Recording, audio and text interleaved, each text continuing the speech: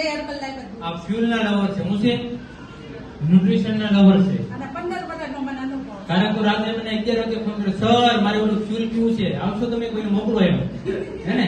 અલગ સિટી માંથી ટ્રાવેલિંગ કરીને આવતો તો બરોડા કોઈ ત્યાં ફોન કરે, સર હું હમણાં અહીંયા આવી છે.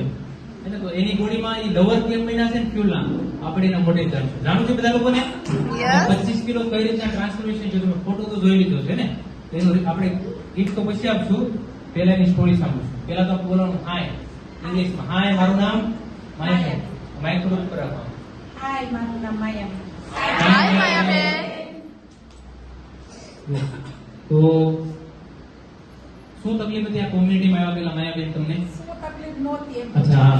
તો આ લોકોને ખબર નહીં પડે શું શું શું તકલીફ. તકલીફ નહોતી એમ પૂછો બધા. એટલે સમજો બોડીમાં બધી પ્રોબ્લેમ હતી ને, તો એક એક તકલીફના નામ બોલો હવે.